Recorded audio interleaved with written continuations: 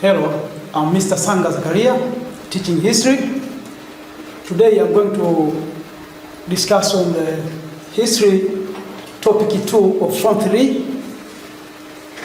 The topic is known as colonial administration in the sub-part which is the colonial administrative system.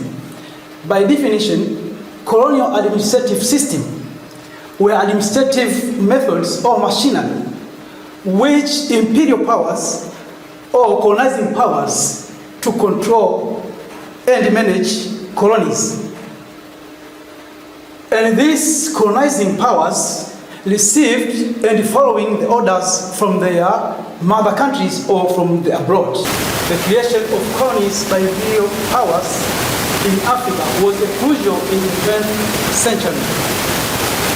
After the scramble for a partition of African continent through Berlin Conference of 1884 up to 1885 by the colonial powers of countries like Britain, France, German, Spain, Portuguese, Belgium, and Italy. Apart from that, all these colonial powers had the same economic goals of occupying African continent, but they did not use uniform or similar approach in establishing the colonial administrations. The following are the most common applied administrative system during colonial rule. The first one was indirect rule. The second one was direct rule. The third one was assimilation policy. The fourth one was association policy. The challenges that facing the colonial powers not to use the uniform approach. The first challenge, many African societies were reluctant to surrender their independence to the colonial powers.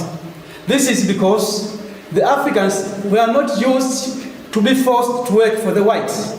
So that's why it becomes difficult for them to establish their own administration system. That's why they started to use different forms or approaches so as to change the African systems. For instance, the societies like the Baganda,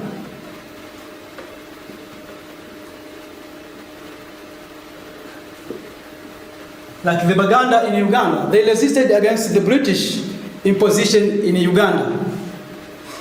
The second challenge, some kingdoms developed a strong social and political system. Some of the African kingdoms developed than other societies. So when the whites came in Africa, they were not ready to accept the imposition of colonial power in Africa. And that kingdoms, for instance, the Buganda kingdoms, the Bunyoro kingdoms, and the Flan of Hausa kingdoms or Hausa states in Nigeria. They were resisted strongly against the imposition of colonial powers. The third challenge is the Europeans had few personnel to administer their colonies. By that times, the whites were very few in Africa because of different challenges which made them not to survive in Africa. That's why they sent few people who were decided to use different approaches which can help them to manage or control the Africans. For instance, the British colony decided to use indirect rule due to the lack of what? Of personnel. The fourth challenge is lack of funds. These colonial powers needs money to learn different challenges. And that money was used to pay some administrative officers. So due to lack of that money, also sometimes the money used to build the infrastructures. So they failed to build that because of the lack of money. So that's why they decided to use different ways or systems to make sure that they control Africa.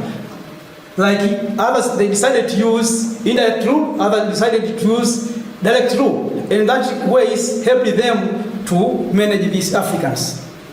Another challenge is language barriers or communication barriers. During that time, the Africans, they're just speaking their own local languages. So the colonial powers, when they came in Africa, it becomes difficult to communicate with the Africans indigenous. So that's why others are just using their local languages, others using English. So when it comes in the issue of communications, it becomes difficult. That's why these whites decided to use different approaches or different methods so as to change the system of Africans, so as to make these Africans to cope with their system, which aimed to facilitate the economy, especially European economies. So to say that this is just some of the challenges which made these European nations to use different approaches, which is indirect rule, direct rule, association policy, assimilation policy in Africa.